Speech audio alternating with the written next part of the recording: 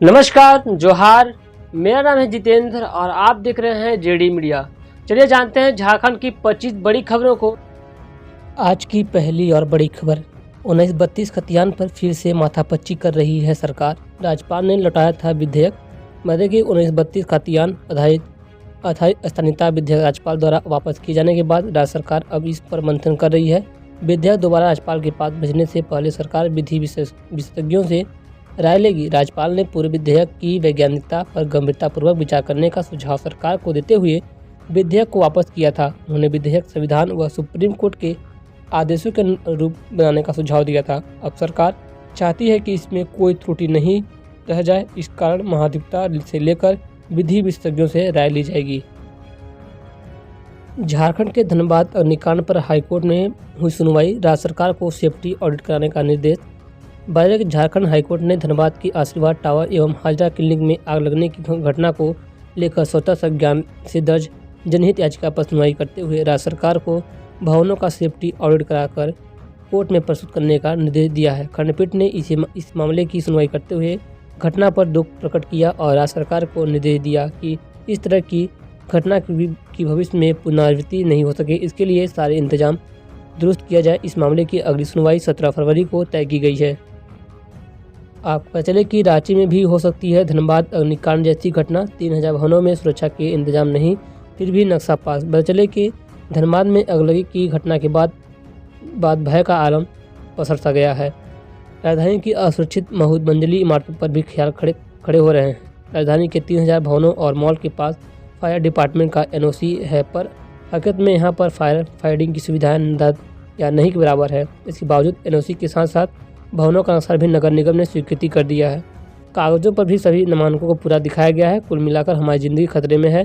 बुधवार को जब कई मंजिलों और बहुमंजिलियों को इमारतों को फायर ब्रिगेडिंग सुविधा नजर दिखी तो दूसरी की ओर इसके बाद भी इन कई भवनों की ना तो कभी जांच होती है, ना ही कोई कार्रवाई। ऐसे में कोई हादसा होने पर लाखों की जान बचाया और रेस्क्यू ऑप्शन चलाना मुश्किल साबित हो सकता है। झामुमो का 44वां झारखंड दिवस। दुमका पहुंचे दिसोम गुरु शिबू सोरेन व हेमंत सोरेन। रैली की बात करेंगे शोभा। चले के झामुमो के 44वें झारखंड दिवस को लेकर मुख्यमंत्री हेमंत सोरेन और झामुमो सुप्रीमो राज्यसभा सांसद शिबू सोरेन हेलीकॉप्टर से दुमका एयरपोर्ट पहुंचे। दुमका के खिजुरिया स्थित आवास पर पहुंचकर मुख्यमंत्री हेमंत सोरेन ने वहां मौजूद लोगों से उनकी समस्याएं सुनी। इस दौरान उनकी समस्याओं के निदान को लेकर उन्होंने पदाधिकारियों को आवश्यक दिशा निर्देश दिया। इससे पहले दुमका हवाई अड्डा पर मुख्यमंत्री हेमंत सोरेन को जिला प्रशासन द्वारा गार्ड ऑफ ऑनर दिया गया। रैली के बाद सभा का आयोजन किया जाएगा। इससे सीएम हेमंत सोरेन व दिसोम गुरु शिबू सोरेन समेत अन्य संबोधित करेंगे।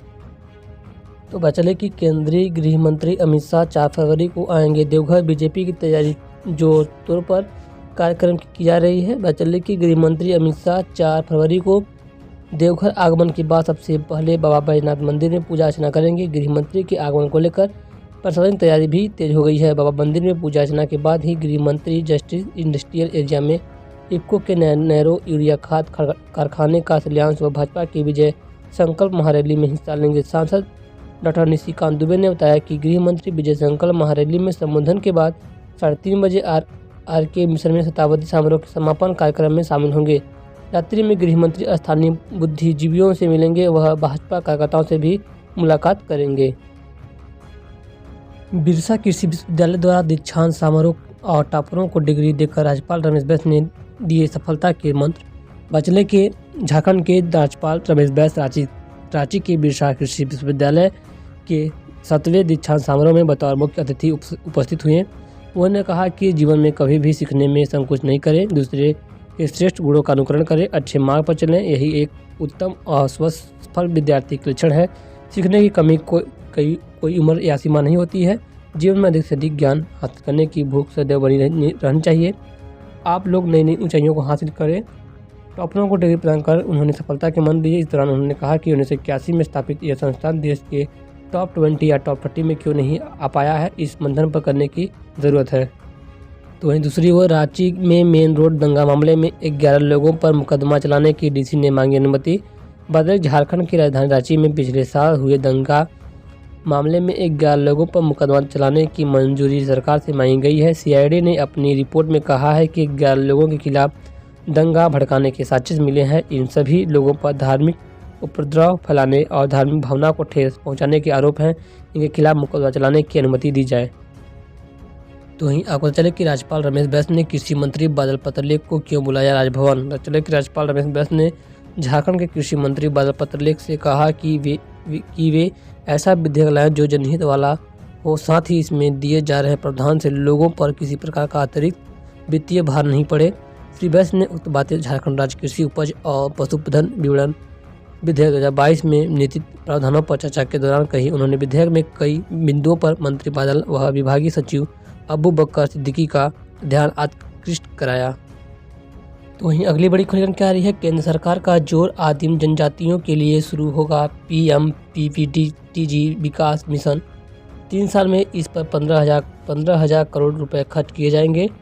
विशेष रूप से कमजोर जनजाति समूहों के सामाजिक और आर्थिक स्थिति में सुधार लाने के लिए पीएम-पीवीटी विकास मिशन शुरू किया जाएगा। केंद्रीय वित्त मंत्री निर्मला सीतारमण ने बजट भाषण में यह घोषणा की है। बचने की 20 जनवरी से जारी शिशु गणना आज होगी पूरी। लगाए गए हैं 400 शिक्षक। प्रखंड भर के 129 सरकारी विद्यालय शिक्षकों द्वारा पिछले 20 जनवरी से शिशु गणना कार्य किया जा रहा है, जो 2 फरवरी तक किया जाएगा। इस शिशु गणना में विद्यालय के शोषक क्षेत्र के शिक्षक गली मोहल्ले के घर घर तक पहुंचकर बच्चों के अभिभावकों बच्चों का आधार कार्ड संख्या संकलित कर बच्चों की वास्तविक संख्या का गणना करने में प्रखंड के 105 सरकारी शिक्षकों के साथ 368 पारा सहायक अध्यापक आवश्यकतानुसार टीम गठित कर लगाए गए हैं। लगभग 400 शिक्षक लगाए गए हैं। बचले की राज्य ने केंद्र की 5 कंपनियों से 150 करोड़ दवा बहुत अधिक रेट पर खरीदी। बचने के विधायक सरयू राय ने झारखंड सरकार के स्वास्थ्य विभाग पर विगत 3 वर्षों में ऊंची दर पर दवा की खरीद होने का आरोप लगाया है। की एक संवाददाता सम्मेलन में कहा गया कि निविदा में दवा की खरीद के लिए जो न्यूनतम दर आई थी उसकी काफ़ी अधिक दर पर केंद्र की 5 कंपनियों से दवा की खरीद की गई। इससे राज्य सरकार के खजाने को 150 करोड़ रुपए से अधिक की हानि हुई है। तो वहीं दूसरी ओर 4 सूत्री मांगों को लेकर सहिया के मांगों पर विचार का आश्वासन मिला। हड़ताल खत्म कर दिया गया है। 4 सूत्री मांग को लेकर रेफरल अस्पताल में अनिश्चितकाल हड़ताल पर बैठी 185 सहियाओं ने 9वें दिन आश्वासन के बाद हड़ताल समाप्त करने की घोषणा की। राज्य प्रशिक्षण दल के रमाकांत सिंह, जिला कार्यालय समन्वय अढ़ीवित आनंद व सहिया संघ जिलाध्यक्ष सायदा खातून बुधवार को हड़ताल पर बैठी सहियाओं से मिलने रेफरल अस्पताल परिसर पहुंची। और मौके पर जिला कार्यक्रम समन्वय ने सहियाओं को जानकारी देते हुए बताया कि उनकी 4 सूत्री मांग को सीएस के माध्यम से राज्य सरकार तक भेजी गई है। इस पर विभाग व सरकार द्वारा सकारात्मक पहल की जा रही है। फिलहाल एक हम दोस्तों बस इतना ही थी कुछ आज की तमाम बड़ी खबरें जो कि झारखंड से आए थे। उम्मीद है खबर पसंद है, खबरों को शेयर कीजिएगा। चैनल पर पहली बार चैनल सब्सक्राइब करके बेल आइकन को प्रेस कर लीजिएगा।